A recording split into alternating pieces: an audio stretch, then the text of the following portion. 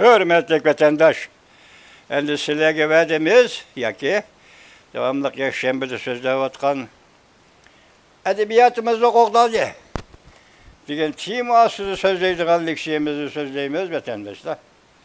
Buna da o'tgab so'zlamay qoldik, kechiringlar buning uchun vatandaşlar. Bizni kechiringlar vatandaşlar.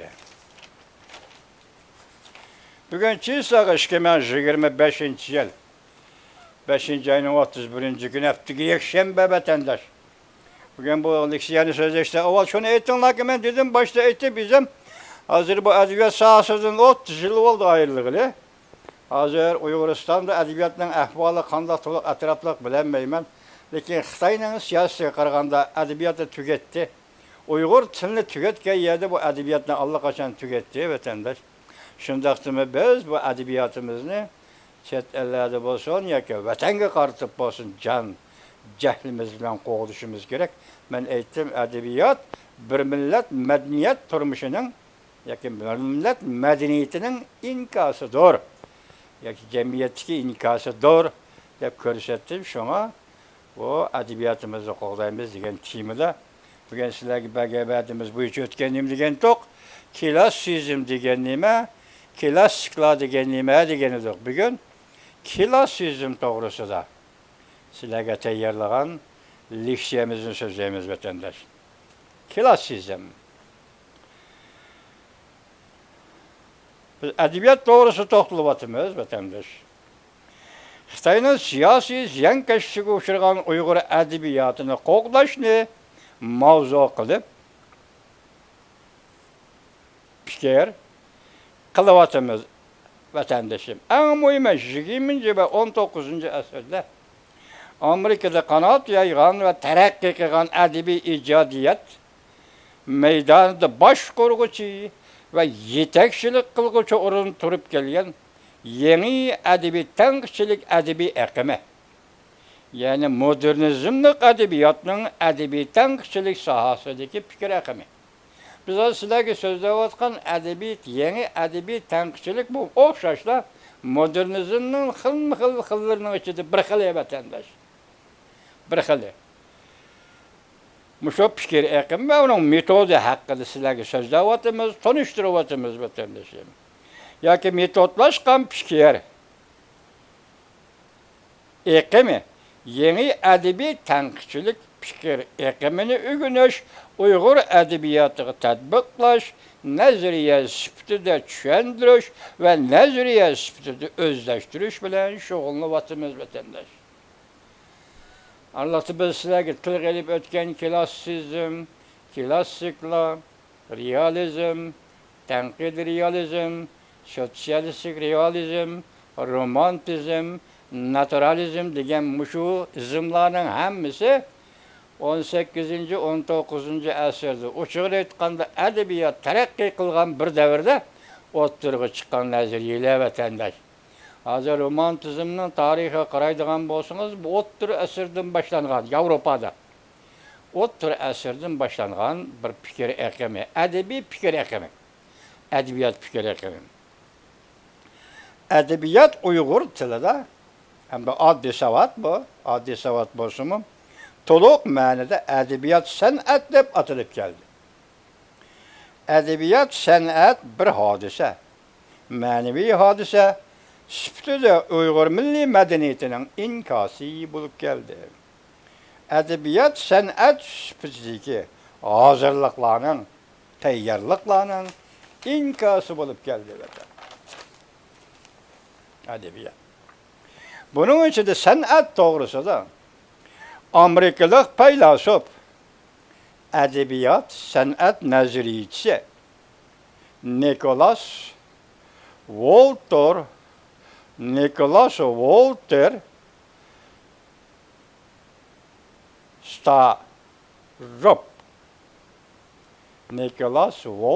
Starob. Bizning edebiyat, san'at nazariyasi to'xtalgan kitobi yani. Nima deydi o deseniz? San'atga mundaq ta'bir berdi. Arlıqda san'at to'g'risida azımızı so'zlagan odamlarning gaplarini anglab biz azroq tuzitish berib, Sizlerge keyin bu doğru sanat doğrusu da şönçü birimiz vatandaşlar degeni de vatandaş. Endi hazır bu Starop, Walter Starop, Amerikalık Nicholas Walter Starop'ның sanat ve din dep yazgan bir kitap var vatandaş. Ben şu kitaptan faydalanıp bugün sizlerge bunu tanıştırman endi. Sebep elbette yeni edebi tanqıçılık degende onun da bir hukum oturuğa çıksa onu düşündürüş. Şu kitapның özünün içinden tepilmese ikinci bir hukumga müracaat kılışınızga doğru gelir vatandaş.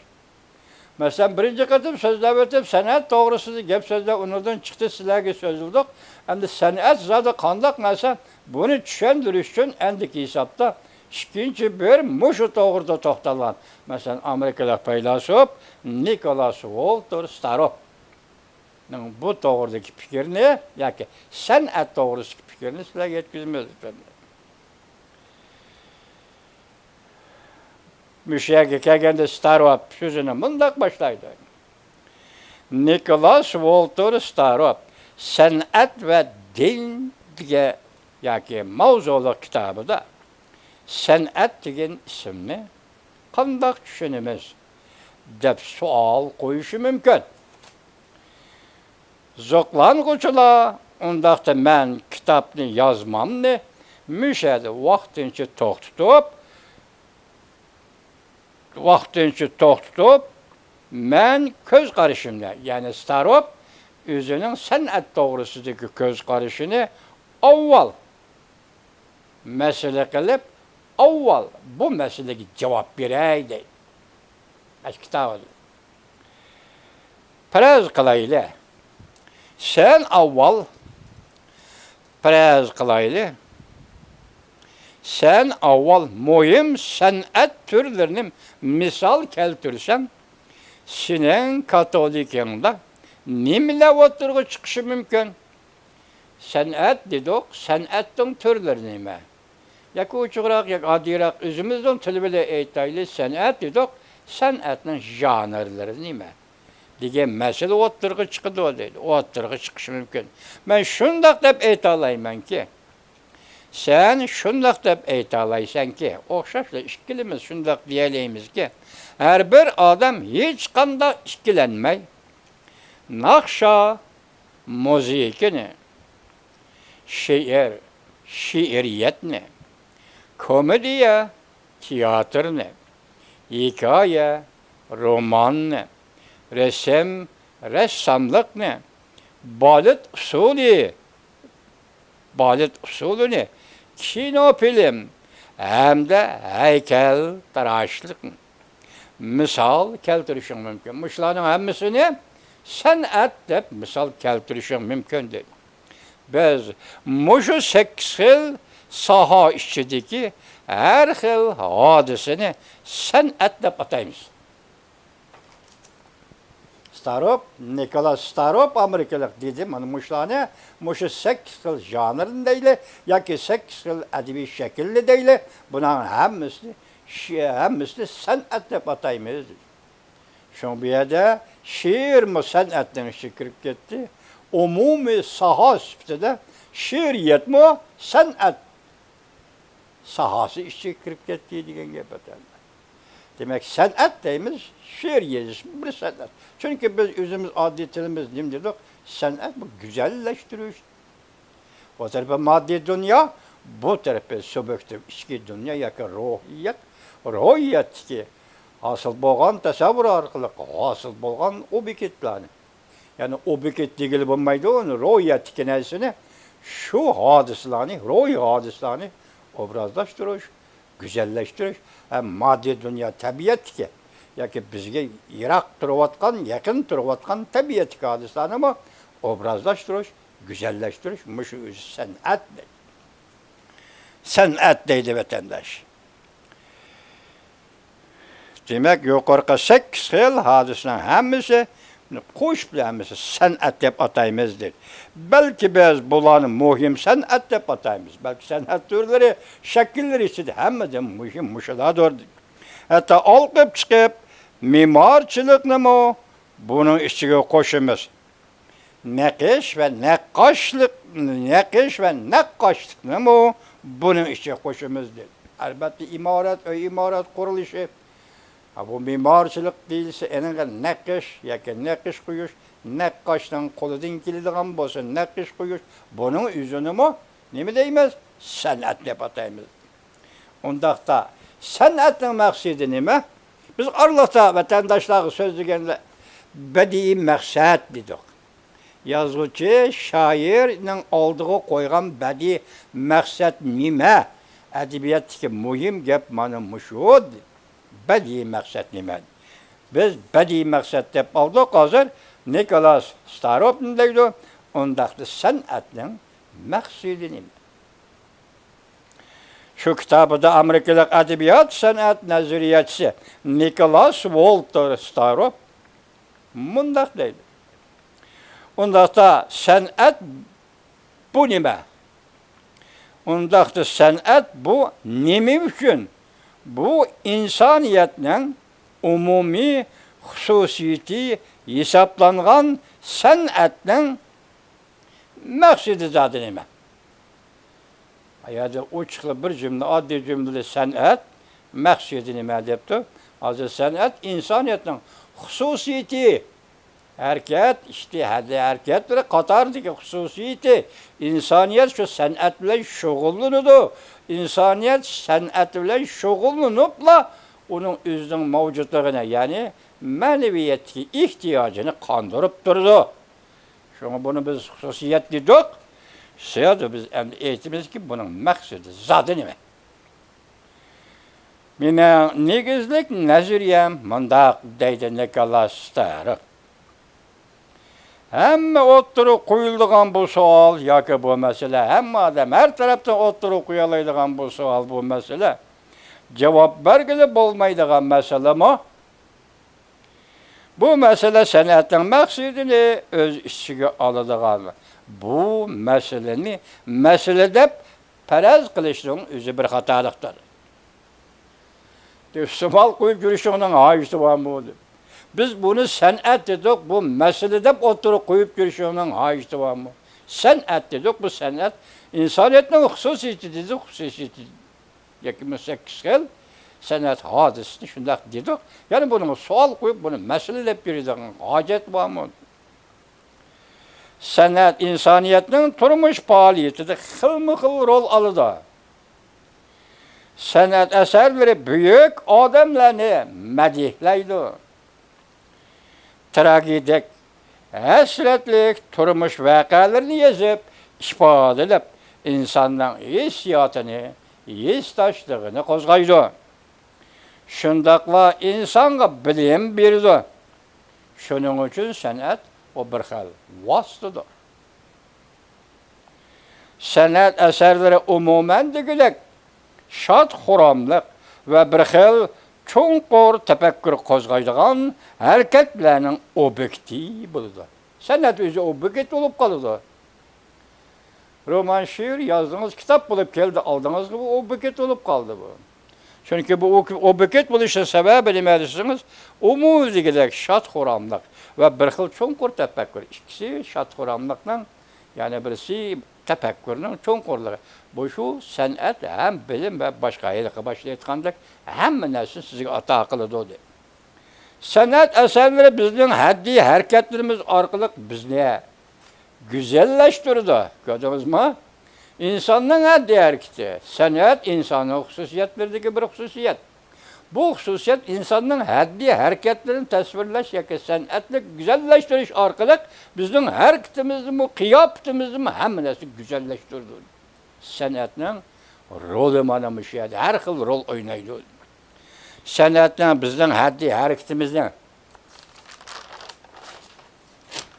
güzelleştirişinin dairesi, insaniyet haddi hareketlerinin dairesi ölenken okşaştı. Sanatın dairesi, güzelleştirişinin dairesi, insaniyet haddi hareketlerinin dairesi bilen okşaştı.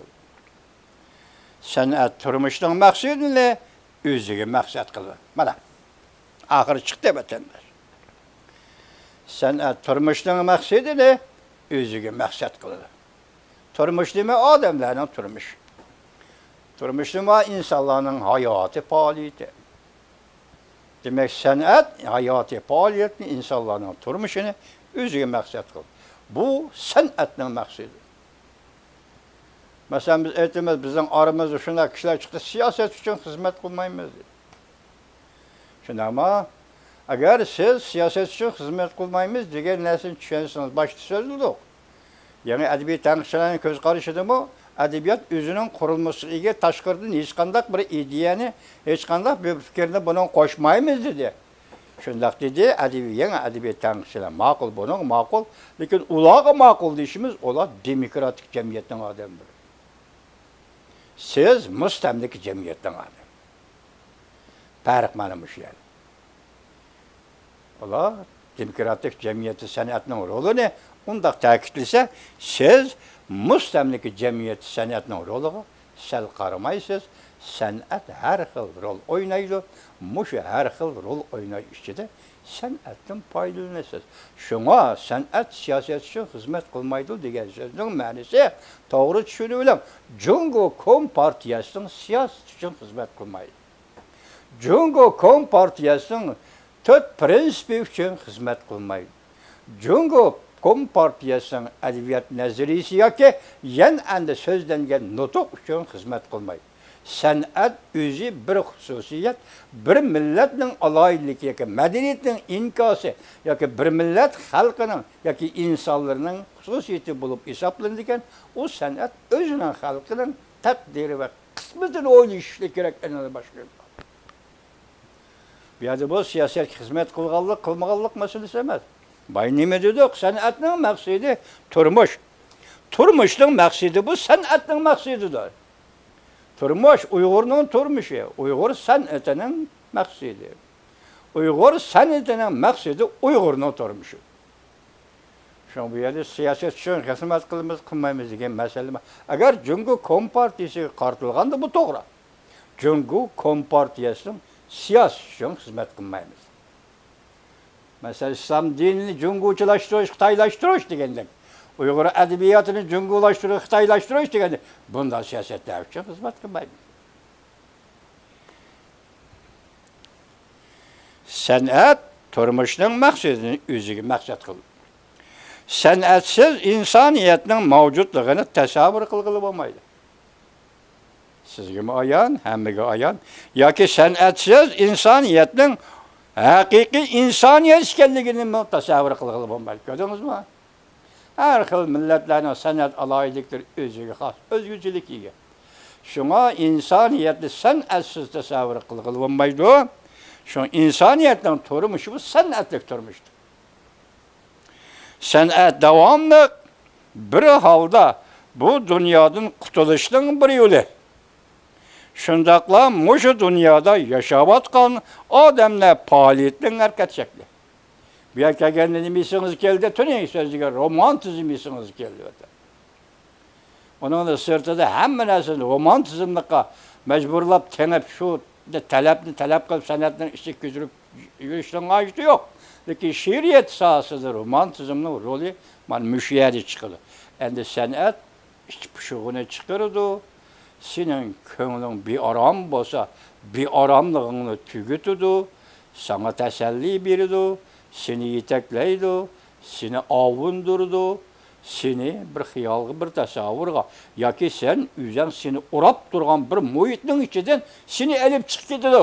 San'at elib chiqib ketadi. Bu yo'lda u seni qutuldirish rolini. Bu yerda qutuldirish jismoniy jihat elib chiqib ketish emas, ruhdagi, ongdagi elib chiqdi. San'at mushuni qiladi deydi. Shunga san'atsiz insoniyatni tasavvur qilg'ili bo'lmaydi. Shundaqla shu dunyoda yashayotgan odamlar faoliyatiga harakat shakli berdi. İnsanning faoliyati bu san'at faoliyatidir. Va san'atlik faoliyat. Moddiy dunyoga qarab beqing vatandosh, moddiy ishlab chiqarish qarab beqing vatandosh, ma'naviy ishlab chiqarish qarab beqing hamma harakatni qo'shib kelsangiz insonning faoliyati, hatto harakati faoliyati bu san'atlik faoliyat. Kilas sizim nima? Endikileyle klassizm nime vatandaş. Rusya'ya 19. asır demokratik ideyiga yazuvchilardan biri Saltykov Shiderin. Rusya'nın 19. asırda yani 19. asırda 20. 30. 40. yıllarda yaşagan, icat kılgan bir yazgıcı, bir paylasop, bir şundakla demokratik faaliyetçi. Saltykov Shiderin'in 19. asırın 30. yılları yazgan eserlerde hem realizmlik terkip hem romantizmlik terkipler var. Demokratik faaliyetçi dedik o. Elek Çernişevskiy, o bunlar bilen Çikhov degenler bilen Selif Toğan'dı şu Katar'daki adamların Katar'da demokratik faaliyetçi yazgan 30. yıllar yazgan eserlerde hem realizmlik terkip hem romantizmlik terkipler var idi. Lekin 19. asırın 40. yıllardan başlap o sanat sahasında müstahkem, realizmçi bulup kaldı. Saltykov Shiderin sanatga tarihiylik mevqada turup pozitsiya qo'llandi ve muomala qilib keldi. Sanatga har xil o'xshash bo'lmagan guruhlar, eqimlarni insoniyat san'at taraqqiyotining muqarrar bosqichi deb hisobladi. O 19. asırın 40. yıllarda yazgan ilim fendeki güzel yoki amaliy bo'lmasa hisobiy mavzulu kitabida asarda klassizm ve romantizm ikki xil adabiy fikr eqimining g'arbiy Yevropada o'ttirg'i chiqib, taraqqiy qilishi va zaiflashish jarayonini ixcham tasvirlab berdi. Demak, romantizm ham, klassizm ham Yevropada o'ttirg'i chiqdi. Hem güllendi, taraqqiy qildi, hem zaiflashdi. Moşunu Saltykov Shiderin özünün yukarı kitabı da tasvirlep berdiydi. Saltykov Shiderin tarihiylik boyunca sanatki klassizm ve romantizm fikir ekimini bahalap çıktı. Onun karışça klassizmnin alayliliği, dikkat edetenler, klassizmnin alayliliği tabiatni hürmet kılışıydı. Başta ettik o, tabiatki tahlil kılış, tabiatni tasvirlash, tabiatga cho'qinish degandek san'at nuqtai nazarda tabiatga cho'qinish degandek. Shunga bu yerda uning aloyidligi, klassizmning aloyidligini so'zlaganda tabiatni hurmat qilish dedi Saltykov Shiderin. O tajribalashgan bilimga ishonadi. Saltykov Shiderin falsafa sahasida tajribalashgan bilimga ishonadi. Ameliyatdagi önümge yirismenli xahişini hürmet kılattı. Ameliyatdagi önümni hürmet kılattı ve şunun için yirismenli xahişini hürmet kılattı. Romantizm bu başkaça idi. Romantizmnin asası ruhiyetçilik ve olqib ketiş. Ruhiyetçilik, ruhi dünya işi bekinip kirbiliş. Bir hiyali dünyanı yaratıbiliş. Romantik şairler, romantik yazıcılar için ortak bir alaylı. Çünkü o reallıktan bizar buluvadılar. Siyasetten narazı buluvadılar.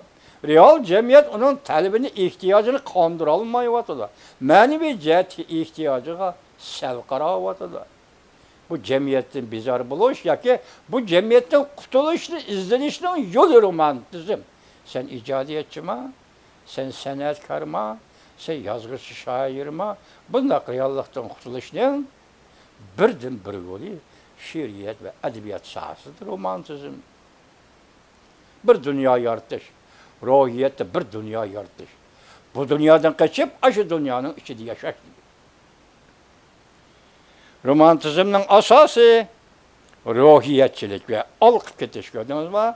Reallıktan alıp ketiş, ruhi dünyaya bikiniş. Saltykov Shiderin hissi narsalarni, moddiy narsalarni mensimeydi. Buna bağlanıp kalmazsa, hissi narsa, üzaki narsa, tefekkür jarayoniga kirmagan narsa. Bu to'g'rida gapirish yurishdan hojati yo'q. tumanlıq xiyalla içində yaşaydı. Demək, romantizmlik bugün var, romantizmni ta'kidlayapti. Şuna tumanlıq xiyalla içində yaşaydı. Saltıkov şiiri. Kilasizm. Qadimki Rim davrinin hasilatıdır. Qadimki Rim davri deyil, qadimki davrni bir og'zaki adabiyot, eg'iz adabiyoti deyil. Eg'iz adabiyoti, yozma adabiyotga o'zgarish jarayonidagi mushundaq bir davr, mushundaq bir chegarada avval birinchi bo'lib paydo bo'lgan adabiyot iqimi, klassizmlik adabiyot iqimi. Tabiatni suyish, tabiatga qizg'in muomala, tabiatga tahlil qilish. Klassizm qadimki Rim san'atida tabiatni qizg'in suyish bilan ifodalandi. Endi Rimga keldik. Rim san'atida hozir Yunoniston, Rim ikki o'rni deyli. Hozir Rim san'atiga keldik. Hozir qadimki Rim san'atida klassizm tabiatni qizg'in suyish bilan xarakterlandi. Tabiat güzelligidan erishgan ta'sirat va turmushning güzelligidan bahramand bo'lishni qizg'in suyatdi deydi. Tabiatni güzelleştirdi, san'at men onundan bahir aldım. Demek onun keyinden keldiğini hissiyatlık ta'sirlanish. Hissiyatlık ta'sirlanish deydi, ta'sirat deydi. Ve turmuşun güzelliginden bahir aldım, san'at turmuşunu güzelleştirdi. Ya güzel bir turmuşunu san'at menen aldımga taşıdı. Şunundan ben bahir aldım, şunu tabiatni qizg'in suyishim kerak. O'tir asar romantizmi bo'lsa, yoki romantizm o'tir asrda paydo bo'lsa, buni aksiga yo'q. Romantizm burun paydo bo'lgan deyli, o'tir asr romantizmiga kelsak, buning aksiga uning nazarida, ya'ni Saltkov Shidrinning nazarida Saltkov Shidrinning nazarida ruhiyat bilan modda munosiblik ichida taraqqiy qilmaydi. Moddaning taraqqiyoti ruhga biqinmaydi, ruhning taraqqiyoti moddaga biqinmaydi. O'ttirda munosibsizlik, tangpongsizlik bor edi. Modda bilan ruh o'ttirsa tangpongsizlik bor edi. Marks davriga kelgan nima desam, Marks, solchi Marks yoki kommunizm va sotsializmni barpo qilgan Marks modda birinchi, ruh ikkinchi yoki modda birlamchi, ruh ikkilamchi. Ikkiga ayırdı modda bilan ruhni. Onun Marksizm shundan paydo bo'ldi desam bo'ladi vatandosh, lekin bu ayni chog'da Saltkov Shidrinning nazarida bu hozir ruh bilan moddiy dunyoning taraqqiyoti bir-biriga moslasholmaydi. Balki kurash ichida turadi. Ziddiyat edi. Ruhiyat bilan moddiy dunyo ziddiyat edi. Moslasholmaslik ichida turadi. Tabiat soxta. Chin emas edi. Bu gap qamlashmab. Tabiat hech qachon soxta bo'lmaydi. O tabiiy o. Tabiiy yaratilgan tabiat. O tabiiyligi bilan go'zal. Hali onun soxta va chin degan ismni qo'yilib bo'lmaydi. Bütün tabiatning moddiy mavjudiyati inkor qilgandi. Demek Saltkov Shidrin bu yerga kelganda ro'yi jihatdan ezishib qolgandek turdi. Bütün tabiatning moddiy mavjudligini inkor qiladi. Saltkov Shidrinning yuqori kitobida ko'rsatdi. Ash kitobda mush gaplar bor ekan. Lekin Saltkov Shidrin, ya'ni romantizm to'g'risida bunday qaraydi. Romantizmning tarixiy qimmati bor. Bu deganlik romantik asarlarda texmi cho'nqur ifodalangan insoniyat ro'yi borda. Bu to'g'rimi? Romantik asarlarning tarixiy qimmati bor. Romantizmning tarixiy qimmati bor. Chunki romantik asarlarda cho'nqur tasvirlangan insoniyat ro'yi bor. İnsaniyat ro'yi bor.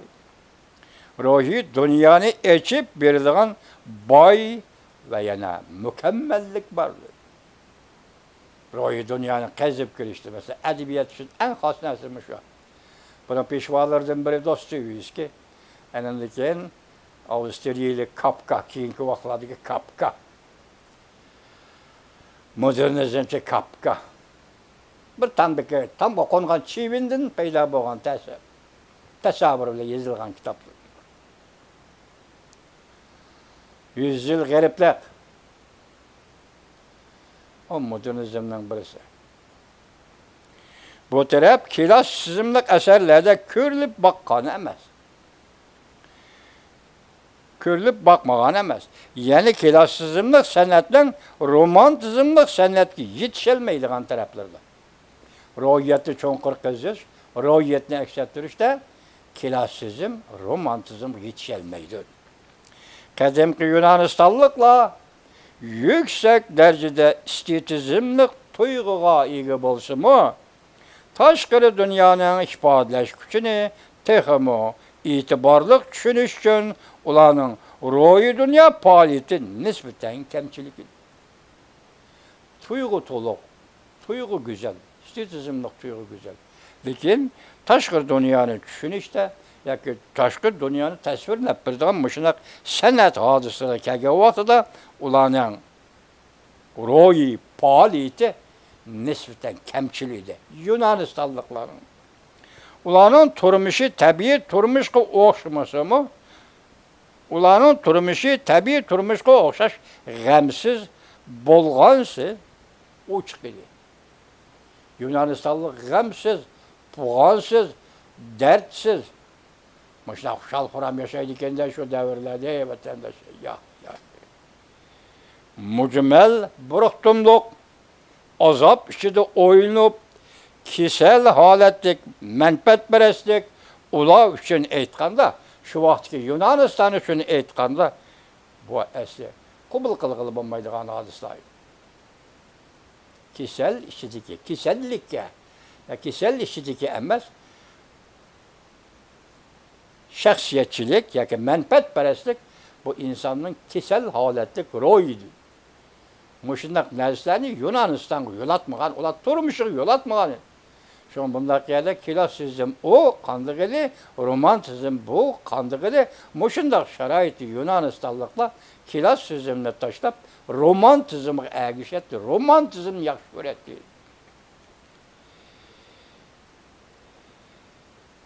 Şunda çağda nimleyden den romantizmden aynıp gelip klassizmden ornuğu ütüşü şu devirde mukarrer idi. Tabiatga qarşı turganlığımız emas. Yoki devrinin xatolig'i mu emas. Klassizm qadimki dunyoga mansub edi. Rim davri, Yunoniston davri qadimki dunyoga mansub edi. Xuddi romantizm o'tir asrga mansub bo'lgandek mana. Demak, o romantizm 30 asrda gapgan, yuqoriqilarning hammasi ta xohish xarakterli ekanda. Yunonistonda Rimdagi romantizm xohish xarakterli. İzm darajasiga ko'tarilgan emas, xohish xarakterliki. Endi o'tir asrga kelganda romantizm bu izm darajasiga ko'tarilgan gap ekan.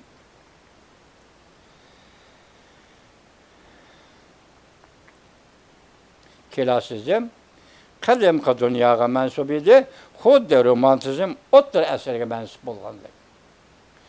Klassizm ve romantizm her qaysi öz davrida nihoyat boy hayoti kuchga ega bo'lgan, to'g'ri va shundoqla go'zal edi. Klassizm aynı davrda Yunoniston va Rim uchun o'xshash edi, go'zal edi. Romantizm o'tir asrda şu davr uchun go'zal edi ve ahamiyatli edi. Zarur edi. Ve cho'nqur insonparvarlik puruqini tayyorlagan. Keyin bu izmda nihoyat büyük ikki davrga, uchga taalluqli. Klassizm davri, romantizm davri. Ikki davrga xos bo'lgan izmlardir. Xitoy nazariyatchilari nima deydi Xitoy nazariyatchilari? Hozirgi kunda mu ham, bundan 30 yil burun ham Xitoylar nima deydi desangiz, yeni tarixiy shart-sharoit ostida bu ikki izm, ya klassizm yoki romantizm davriga, hozirgi davriga mos kelmaydigan narsalarga aylandi. Bu gapning ma'nosini tushundingizmi vatandosh? Klassizm tabiatga taklid qiladi, u tabiatni suratlaydi, go'zallashtirdi. Yo'q. To'xtab qol joyingda. Klassizm degan şekilde eğer birini yazmakçı olsan sen fakat Kompartiyani medile, Kompartiyaga taklid qil, Kompartiyani gepini angla. Klassizmning o'rniga san'atni mushundaq muomala qil. Klassizm bo'yicha muomala qilsan. Romantizm herkes Jungo edebiyatıga yol atma. Çünkü romantizmin ma'nosi başlama aytdik. İçki dünyanı, roy dünyanı güzelleştiriş ve roy dünyada yana bir dünya yaratish.